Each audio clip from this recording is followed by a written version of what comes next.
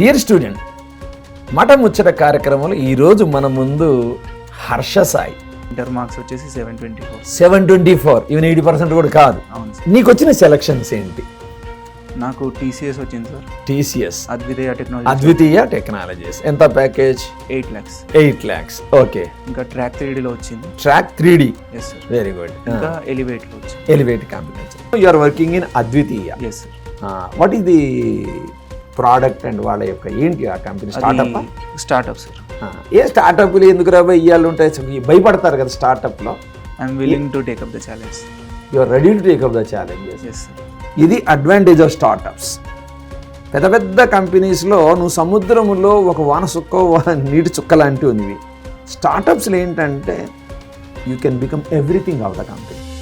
So dear student, మఠ ముచ్చట కార్యక్రమంలో ఈరోజు మన ముందు హర్ష సాయి. ఇదొక డిఫరెంట్ పర్సనాలిటీ.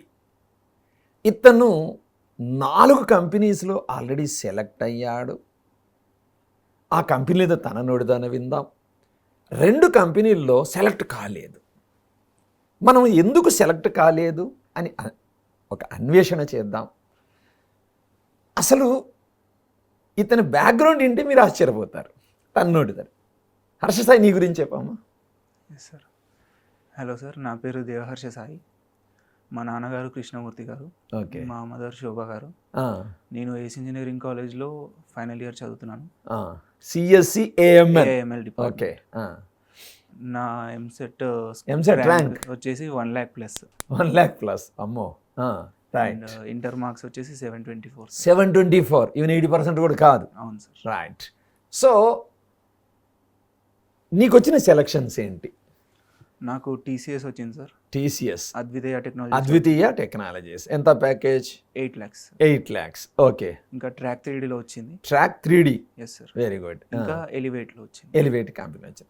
ఏదో కొన్ని కంపెనీస్లో లాస్ట్ రౌండ్స్లోనూ ఎక్కడో మధ్యలో ఫెయిల్ అయ్యవని విన్నాను. ఏ కంపెనీస్? ఇది కేటలాగ్ ఇంకా జితారాయలో లాస్ట్ రౌండ్స్లో. ఓకే. సో ఈ బాబు కేటలాగ్ అనే సంస్థలో 25 lakh ప్యాకేజ్, దానిలో కొన్ని రౌండ్స్లో వెళ్ళిపోయాడు. అది కూడా తెలుసుకుందాం, ఎందుకంటే చాలా ఉపయోగం అది. అలానే జితారా ఏలో కూడా ఎందుకు ఫెయిల్ అయ్యాడో తెలుసుకుందాం. సో ఫస్ట్ అసలు ఎంసెట్లో నీకు 1 lakh ప్లస్ ర్యాంక్ వచ్చినప్పుడు, ఇంటర్మీడియట్ మార్క్స్ అంతంత మాత్రంగానే ఉన్నప్పుడు అసలు నీకు ఎలా అనిపించింది? మైండ్ సెట్ ఎలా అనిపించింది? అంటే ఇనిషియల్గా బాధపడ్డాను సార్. కాకపోతే అర్థమైంది ఏంటంటే మార్క్స్కి ఇంకా నాకు చేంజ్ చేసుకునే ఛాన్స్ ఉంది, అవకాశం ఉంది. నేను బీటెక్ వచ్చాక ఫోకస్ చేస్తే నేను మళ్ళీ నిలబడగలను అనే ధైర్యం ఇచ్చారు మా నాన్నగారు. Very good. ఒక హంబుల్ బ్యాక్గ్రౌండ్. నాన్నగారు మిడిల్ క్లాస్, మధ్య తరగతి. అయితే మెకానిక్గా వర్క్ చేస్తున్నారు కాటన్ మిల్స్లో. రైట్. అయితే జాయిన్ అయినాను సార్ ఇక్కడ. ఫస్ట్ ఇయర్ నుంచి మంచిగా గైడ్ చేశారు. అంటే క్లాస్ బాగానే అటెండ్ అయ్యేవాడివా? అటెండ్ అయ్యాను సార్. ఏమి అంటే నీకేం ఇన్ఫీరియారిటీ కాంప్లెక్స్ ఉండేదా? మీ క్లాస్లో ఎవరన్నా 20,000 ప్లస్ ర్యాంక్స్ అలా ఉన్న వాళ్ళని చూసి ఇన్ఫీరియారిటీ కాంప్లెక్స్, అరే ఏంటిది, నువ్వు మేనేజ్మెంట్ కోటాలో చేరావు కదా? అవును సార్. ఎస్, కన్వీనర్ కోటా కాదు. ఓకే. సో మేనేజ్మెంట్ కోటా చేసినా కూడా మంచి. రైట్. సో నీకు కేటలాగ్ అనే కంపెనీ గురించి మాట్లాడదాం. ఈ బాబుకి సెలక్షన్ రాలే, 25 lakh ప్యాకేజ్ రాలేదు, ముందే చెప్తున్నా. సో ఎన్ని రౌండ్స్ ఉండే? 3 rounds ఉన్నాయి సార్. ఫస్ట్ రౌండ్లో యాప్టిట్యూడ్ ఇంకా కోడింగ్ పెట్టారు. Aptitude, coding. క్లియర్ అయ్యావు. కోడింగ్ రౌండ్లో ఏముండే అంటే మల్టిపుల్ చాయిసా లేక కోడా? Code sir. ఎన్ని క్వశ్చన్స్ ఇచ్చారు? 2 questions. ఏమేమి ఏరియాస్లో ఉన్నాయి 2 questions? హ్యాష్ మ్యాప్ ఇంకా 2 pointers. Hash map, 2 pointer. ఎవరు నాయన, ఇది చాలా ఇంపార్టెంట్ అనుకుంటా సిఎస్ఎల్ అండ్ బ్రాంచెస్కి. కంఫర్టబుల్గా ఉండేవా? 2 ఈజీ ఉండేనా? అంటే easy medium sir. Easy to medium. మీరు కాలేజీలో ఇచ్చిన మీకు ట్రైనింగ్ కానీ క్లాసెస్ కానీ సరిపోయిందా? చాలా హెల్ప్ అయింది సార్. చాలా హెల్ప్ అయింది. బీయింగ్ జీరో అనే దీంతో ఇచ్చారు. దాంట్లో నుంచి ఆ కాన్సెప్ట్సే కవర్ అయ్యాయి. బాగానే వచ్చింది. సో ఫస్ట్ రౌండ్ అయిపోయాక సెకండ్ రౌండ్ వెళ్ళావు. ఏంటా second round? Second round technical round sir. Technical రౌండ్లో వాళ్ళు చెప్పారు, మీరు నాది మిషన్ లెర్నింగ్ బ్యాక్గ్రౌండ్ సార్. అచ్చా, మెషిన్. ఎస్, సిఎస్ఏఎంఎల్ నీ స్పెషల్ కొన్ని కోర్సెస్ కూడా మెషిన్ లెర్నింగ్లో చేస్తూ ఉంటావు. మరి ఆ కంపెనీ బ్యాక్గ్రౌండ్ ఇది? Web development background. రైట్. అక్కడే వాళ్ళకి అనిపించింది ఇతను మిషన్ లెర్నింగ్ అబ్బాయి కదా, ఈయనకు వెబ్ డెవలప్మెంట్ సైడ్ ఎందుకు అని. ఎందుకు నీ మెషిన్ లెర్నింగ్ నీకు ఉంది కదా, మళ్ళీ ఇటు ఎందుకు రా బాబు అని. మరి వెబ్ డెవలప్మెంట్ కదా, నీకేమైనా కాన్ఫిడెన్స్ ఉండిందా నేను వెబ్ డెవలప్మెంట్ సైడ్ అయినా పోగలుగుతాను? ఎందుకంటే ఇవాళ రేపు ఆర్టిఫిషియల్ ఇంటెలిజెన్స్, మెషిన్ లెర్నింగ్ అనేది వెబ్ డెవలప్మెంట్ అన్ని ఏరియాలోకి దూసుకుపోతుంది కదా. మరి నీకు వెబ్ డెవలప్మెంట్ అయినా ఎలా ఫేస్ చేద్దాం అనుకున్నావు? నీకైనా బ్యాక్గ్రౌండ్ ఉండేనా వెబ్ డెవలప్మెంట్ మీద? ఎట్లా? ఫస్ట్ ఇయర్లో యూనస్ సార్ మాకు ట్రైన్ చేశారు. ఏ ఏరియాస్లో? HTML, CSS, ఫస్ట్ ఇయర్లోనే HTML, CSS and JavaScript. CSS, JavaScript అది వెబ్ డెవలప్మెంట్ పనికి వస్తాయి. అంటే ఇప్పుడు వెబ్ డెవలప్మెంట్ అంటే రెండు ఉంటాయి నాకు తెలిసి, ఏదో స్టాటిక్, డైనమిక్ వెబ్సైట్ ఆ టైపేనా? అవును సార్. ఓకే, అంటే వీటి వల్ల డైనమిక్ వెబ్సైట్స్ డిజైన్ చేసే అవకాశం ఉంటుంది అంతేనా? అవును సార్. ఓకే, ఇప్పుడు ఈ web development front and back and and full stack లెక్క ఎట్లా జనరల్గా? నేను నేర్చుకున్నంత వరకు అయితే front end sir, HTML, CSS, JavaScript. ఒక బ్యాక్ ఎండ్ అంటే జావా స్క్రిప్ట్ అయ్యేనా? Node Java JS? Script, node JS. Okay, so అవి కూడా నేర్చుకున్నారు అప్పుడు మీరు కాలేజీలో? ఫస్ట్ ఇయర్లో నేర్చుకోలేదు సార్, తర్వాత ఇది రిజెక్ట్ అయ్యాక నేర్చుకున్నాను. రిజెక్ట్ అయ్యాక నేర్చుకున్నావు? అవును సార్. సరే, సో నువ్వు అక్కడ సెకండ్ రౌండ్లో నువ్వు machine learning expert, web development మీద కొంత నాలెడ్జ్ ఉన్నా కూడా వాడు నీ సైడు లొంగలే, వద్దనుకున్నారు అంతేనా? అవును సార్. Very good. సో మన డొమైన్ నాలెడ్జ్ అనేది కూడా సపోజ్ భవిష్యత్తులో నువ్వు వెబ్ డెవలప్మెంట్ సైడ్ వెళ్ళాలి అనుకుందాం, దానికి సంబంధించిన నాలెడ్జ్ కానీ ప్రాజెక్ట్స్ కానీ చెయ్యి. ఎందుకంటే రైట్ నో మన కాలేజీలో వెబ్ డెవలప్మెంట్కి సంబంధించి ఒక కోర్స్ నడుస్తుంది అవును సార్. థర్డ్ ఇయర్ స్టూడెంట్స్కి ఎక్స్క్లూజివ్గా. వాళ్ళకి ఫస్ట్ ఇయర్లో చెప్పారు, థర్డ్ ఇయర్లో ఒక స్పెషలిస్ట్ చెప్తున్నాడు వెబ్ డెవలప్మెంట్ మీద. ఇంకా తెలిసిందే కదా స్టూడెంట్స్ ఇంట్రెస్ట్ ఎప్పుడు తెలుసుకుంటారు? బాగా దెబ్బ తగిలి కింద పడ్డాకనే తెలుసుకుంటారు. Okay, right. సో ఇప్పుడు నీ కెటలాగ్ పైన అక్కడతో క్లోజ్ అయింది, but there is a learning from. Yes, right. ఇంకోటి జితారా ఏఐలో కూడా నువ్వు ఫెయిల్ అయ్యావు, అంటే మిస్ అయ్యావు. ఎన్ని రౌండ్స్ ఉండే? 3 రౌండ్స్ ఉన్నాయి సార్. ఏ రౌండ్లో ఫెయిల్ అయ్యావు? థర్డ్ రౌండ్లో మేనేజ్. ఫస్ట్ రౌండ్ ఏంటి? First round aptitude sir. Aptitude ఈజీక్లీ అంటే టెక్నికల్ యాప్టిట్యూడా, జనరల్ యాప్టిట్యూడా? కొంచెం జనరల్ నాలెడ్జ్, తర్వాత మ్యాథ్ బేస్డ్. మ్యాథ్స్ బేస్డ్ అంటే మ్యాథ్స్లో ఏమి ఏరియాస్? లీనియర్ ఆల్జిబ్రా, ఓరి, నంబర్ థియరీ, దాని బేస్ పైన చెప్పారు. మీకు ముందుగానే చెప్పారా జితారా వాళ్ళు ఈ యాప్టిట్యూడ్ ఈ ఏరియాస్లో క్వశ్చన్స్ ఉంటాయని? అంటే ఎగ్జాక్ట్గా ఏరియా అని చెప్పలేదు సార్, కాకపోతే మాకు ట్రైనింగ్ జరిగేది. హేమంత్ సార్ చాలా బాగా చెప్పేవారు, ఆయన కవర్ చేశారు అన్ని టాపిక్స్. సో అది మ్యాథ్స్లో కూడా అడిగారు. అవును సార్. అంటే జనరల్గా ఫస్ట్ ఇయర్లోని M1 M2లో మ్యాథ్స్లు వదిలేస్తాం కదా, మరి మీరు ఎట్లా పట్టుకున్నావు కంటిన్యూషన్? అయితే ఇప్పుడు M1 M2 అయ్యే టైంలో మాకు యాప్టిట్యూడ్ ట్రైనింగ్ అయ్యేది. అవును, అయితే టాపిక్స్ ఇంటర్లింక్ అనిపించేవి. మ్యాథ్స్కి యాప్టిట్యూడ్ లింక్ చేసేవాడు హేమంత్ సార్. అవును సార్, ఇంకా ఇంట్రెస్ట్ వచ్చేది అనమాట. ఓకే, సో యాప్టిట్యూడ్ అంటే ఏదో జనరల్ యాప్టిట్యూడ్ బ్యాంకు క్లర్కల్ చెప్పినట్టు చెప్తే నడవదు ఇది. లేదు సార్. సో ఇంజనీరింగ్ యాప్టిట్యూడ్ అంటారు. అవును సార్. ఓకే, ఇది అందరూ చెప్పలేరు. Right. So aptitude round clear అయ్యావు.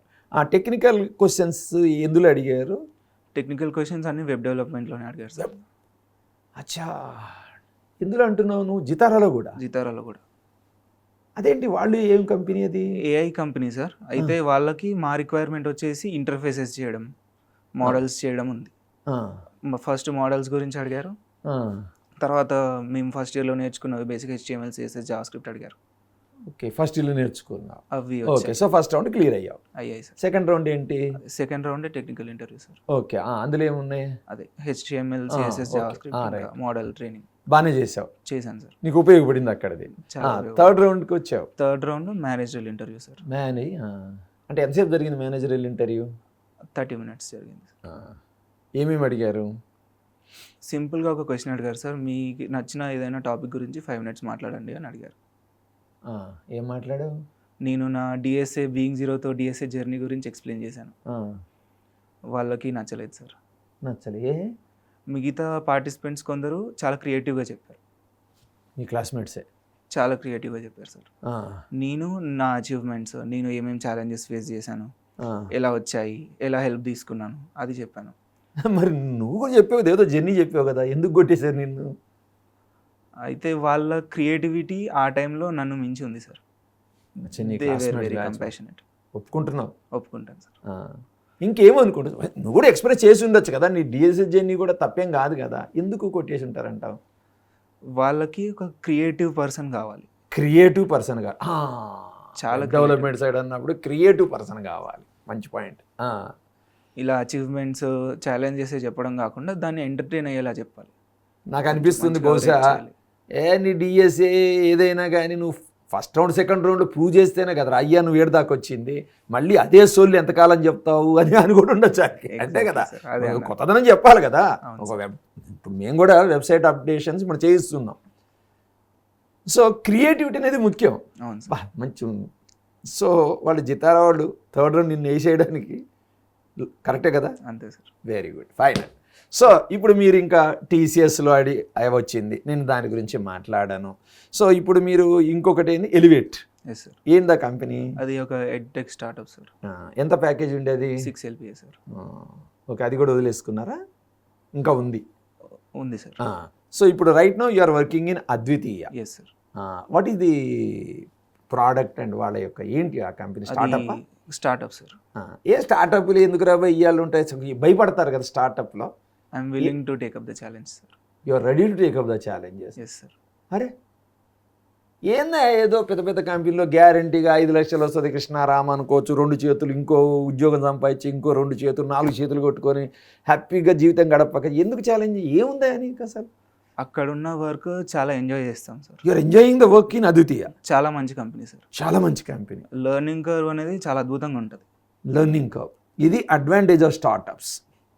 పెద్ద పెద్ద కంపెనీస్లో నువ్వు సముద్రంలో ఒక వాన చుక్క నీటి చుక్క లాంటివి. స్టార్టప్స్లో ఏంటంటే you can become everything of the company. So తేడా అది వస్తుంది అది. ఓకే, సో నువ్వు ఛాలెంజ్ తీసుకొని అక్కడ చేరిపోతున్నావు. Yes sir. ఎంత ప్యాకేజ్ అమ్మా అద్వితీయలో? 8 LPA సార్. వాళ్ళ ప్రోడక్ట్స్ బేసికల్గా అంటే మెషిన్ లెర్నింగ్కి ఏమైనా లింక్ ఉన్నాయా? అవును సార్. నువ్వు మెషిన్ లెర్నింగ్ క్యాండిడేట్ కదా, CSM కదా. అవును సార్. సో నీ డొమైన్కి తగ్గట్టు జాబులు ఉన్నాయి. అవును సార్. ఇవన్నీ చూస్తూ ఉంటే మెల్లమెల్లగా మెషిన్ లెర్నింగ్ వాళ్ళకి జాబులు దొరుకుతున్నాయి, డాటా సైన్స్ వాళ్ళకి జాబులు దొరుకుతున్నాయి, వెబ్ మీద ఇంట్రెస్ట్ ఉన్న వెబ్ డెవలపర్స్కి కంపెనీలు ఉన్నాయి. అంటే ఇది అదని కాదు, ఇంట్రెస్ట్ని ఫోకస్ చేసి నువ్వు గనక మాస్టర్ అయితే యూ విల్ గెట్. సో ఇది ఇందుగలడు అందులేడని సందేహం వాళ్ళదని. నీకు జాబ్ కావాలంటే let it be any field. మనల్ని మనం ప్రూవ్ చేసుకుంటే చాలు. మనల్ని మనం ప్రూవ్ చేసుకో, అందులో మాస్టర్ అవ్వాలి. అవును సార్. Very good. సో నీవు ఇప్పుడు అయిపోయింది కదా, ఇక్కడ ఆగిపోదామా? ఇంకా నువ్వేమన్నా గోల్ ఉందా లైఫ్లో? ఉంది సార్. ఏంటిది? ఒక మంచి మెషిన్ లెర్నింగ్ ఇంజనీర్ అవ్వాలి సార్. ఇప్పుడు బిగినర్లో ఉన్నాను, ప్రొఫిషియంట్ అవ్వాలి. ఇంకా ఏదో ముందు ఏదో ఆర్టిఫిషియల్ ఇంటెలిజెన్స్ అయితే మనుషులు అవసరమే ఉండదు అంటున్నారు. సో దీనిలో కూడా ఏమైనా చేయాలని ఉందా నీకు? మనుషుల అవసరం ఉంది సార్, దాన్ని డెవలప్ చేయాల్సింది మనమేనా? అవును సార్. ఏదో చాట్ జీపీటీ, చాట్ బాట్, అసలు మీరు ఏం చేస్తుంటారు? మీ కంపెనీ ప్రోడక్ట్స్ ఏంటి మెయిన్గా? అది క్లోజ్ స్పేస్లో నావిగేట్ అవ్వడానికి ఒక ఆటోనమస్ వెహికల్ తయారు చేస్తుంటారు సార్. దాంట్లో డెసిషన్ మేకింగ్ గురించి దాంట్లో చేస్తాను. Hardware accelerated Python. Hardware accelerated Python, okay, కూడా పైథాన్ అంటారు. దానిపైన వర్క్ చేస్తుంటాను. మర్చిపోయాను, చాలా చోట్ల నీకు కోడింగ్ రౌండ్ ఉండే కదా, అక్కడ ఏ లాంగ్వేజ్ వాడావు? జావానా పైథానా? Java sir. జావానే. చాలామంది జావాని అంటున్నారు నాయన, కొంచెం జాగ్రత్తగా ఉండాలి. Okay, right. ఓకే, సో ఇప్పుడు నీ క్లాస్మేట్స్, నీ జూనియర్స్, లేదా భవిష్యత్తులో ఇంజనీరింగ్ కావాలి అనుకునే వాళ్ళకి నువ్వు ఇచ్చే సలహా ఏంటి? ఫస్ట్ థింగ్, ఫండమెంటల్స్ని నెగ్లెక్ట్ చేయకూడదు సార్. ఫండమెంటల్స్ నెగ్లెక్ట్ చేయకూడదు. తర్వాత ప్రాజెక్ట్స్ పైన వర్క్ చేయాలి. ప్రాజెక్ట్స్ వర్క్ చేయాలి. ఎందుకేం వర్క్ చేస్తావా? 1000 రూపాయలు పడితే అమీర్పేటలో మస్తు ప్రాజెక్టులు అయ్యా బాబు, 1000 రూపాయలు చాలు. ఆన్లైన్లో కూడా దొరుకుతున్నాయి. 1000 రూపాయలు కొట్టేస్తే ఎందుకు అవసరమా projects? Domain knowledge time waste కదా చాలా. ఏ టైం వేస్ట్, బేకార్ వేస్ట్. సినిమాకి పోతాను రా ఫస్ట్ షో అంటారు, రోజుకో సినిమా పోవచ్చు కదా, ఏం చేస్తావు ప్రాజెక్టు? డొమైన్ నాలెడ్జ్ అనేది ఏ సెంటర్లో అమ్మారు సార్, మనం చేస్తేనే వస్తుంది. అంతేనా? ప్రాజెక్ట్ దొరుకుతుంది కదా కొనడానికి, కానీ ఆ నాలెడ్జ్ రావాలంటే మనమే చేయాలి సార్. ఎందుకు? ఇంట్రెస్ట్లో ఉపయోగపడుతుందా? కొంటే రాదా నాలెడ్జ్? ఆ నాలెడ్జ్ వేరు సార్, సొంతంగా చేసినప్పుడు ఆ నాలెడ్జ్, ఆ కాన్ఫిడెన్స్ వేరు సార్. ఆ కాన్ఫిడెన్స్ లెవెల్స్ వేరు. కొనుక్కొచ్చిన వాడు అది ఒకటే చేయగలుగుతాడు, సొంతంగా చేసిన వాడు అలాంటివి ఇంకా 10 చేయగలుగుతాడు సార్. అమ్మో, రైట్. సో ప్రాజెక్ట్స్ జాగ్రత్త చేసుకోండి. ఏదో మీ హెచ్ఓడి కోసమో, ఏఎస్ కాలేజ్ కోసమో, జీకే సార్ కోసమో చేయకండి, మీకోసం చేసుకోండి ప్రాజెక్ట్స్. అటెండెన్స్ ఎలా అటెండ్ అయ్యేవాడివి? ఆల్మోస్ట్ 100% సార్, ప్రతిరోజు వెళ్ళేవాడిని. ఏందయ్యా అసలు ఇవాళ రేపు కోవిడ్ తర్వాత గవర్నమెంట్ రిలాక్సేషన్ ఇచ్చింది. ఒరే కాలేజీలకి రాండ్రా నాయన అంటే కూడా వచ్చేటోడు లేడు. అంటే కొంతమంది, అందరు కాదు. ఒక్కోడు దసరా సెలవులకు పోతాడు, దీపావళి జరుపుకొని వస్తాడు. వారంలో ఫర్ ఎగ్జాంపుల్ వెన్స్డేనో థర్స్డేనో కాలేజ్ ఉండి వర్కింగ్ డే ఉండి ఫ్రైడే హాలిడే ఉందనుకున్నాం, వాడు వెన్స్డే దొబ్బేసి మళ్ళీ మండే దాకా రాడు. అంటే ఏం వాడు అంటే వాళ్ళకి సక్సెస్ కష్టం అంటావా? కష్టం అని కాదు సార్, రెగ్యులర్గా వచ్చే వాళ్ళకి అలా ఎప్పుడో ఒకసారి వచ్చే వాళ్ళకి చాలా తేడా ఉంటుంది సార్. ఆ డొమైన్ నాలెడ్జ్లో, ఆ టెక్నికల్ టర్మ్స్ తెలియడంలో, కాన్ఫిడెన్స్ లెవెల్స్లో చాలా కాన్ఫిడెన్స్. నేను ఒక చోట విన్నాను, CGPAలు కూడా ఓకే కొంచెం ఇర్రెగ్యులర్ ఉండేటోళ్ళకి కూడా డిగ్రీ వస్తుంది, డౌట్ లేదు. కానీ వాళ్ళకి మంచి CGPAలు రావు అని విన్నాను. కరెక్టేనా? అవును సార్. మర్చిపోయి, నీ CGPA ఎంత? 8.5 సార్. నీ గ్రాఫ్ పెరిగింది కదా ఇంటర్మీడియట్ నుంచి. నీ 10th ఎంత? 9.5 సార్. సో మళ్ళీ ఆ స్థాయికి వెళ్తాను. సో ఇంటర్మీడియట్లో ఏమనుకోకు, ఏం చేసావా ఇంటర్మీడియట్లో కింద పడ్డానికి? ఫస్ట్ ఇయర్లో సరిగ్గా గైడెన్స్ లేక చదవలేదు సార్, అది ప్రిపరేషన్ సరిపోలేదు. సెకండ్ ఇయర్ నేను రియలైజ్ అయ్యి చదివేలోపు కోవిడ్ హిట్. నెక్స్ట్ ఎంసెట్కి ప్రిపేర్ అవ్వాలన్నా రిసోర్సెస్ తెలియలేదు, ఏం చేయాలని గైడెన్స్ లేదు. ఓకే, అది తీసుకొని ఈ కాలేజ్లో ఫ్యాకల్టీ ద్వారా చాలా గైడెన్స్ తీసుకున్నాను సార్. మహేశ్వర్ రెడ్డి సార్ చాలా హెల్ప్ చేశారు. So 724 marks intermediate, EAMCET 1 lakh plus, ఇప్పుడు మళ్ళీ 8.5 CGPA, మళ్ళీ మషిన్ లెర్నింగ్ కంపెనీలో. సో భవిష్యత్తులో ఏదో ఒక ప్రోడక్ట్ డెవలప్ చేయాలి.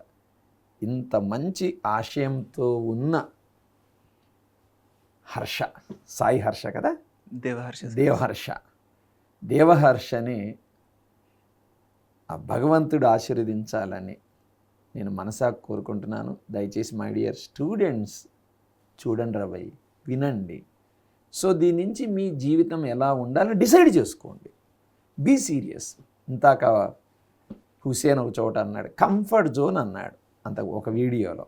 దయచేసి కంఫర్ట్ జోన్ నుంచి బయటకు రండి. సో విన్నర్కి ఫెయిల్యూర్కి తేడా బేసికల్గా కంఫర్ట్ జోన్లో గిరిగీసుకుని ఉండేవాడు అక్కడే ఉండిపోతాడు. కంఫర్ట్ జోన్ నుంచి బయటకు వచ్చిన వాడే సక్సెస్ అవుతాడు. Okay, right. Thank you Devaharsha. Congratulation once again. Convey my best wishes to your parents. Okay, God bless you. Thank you sir.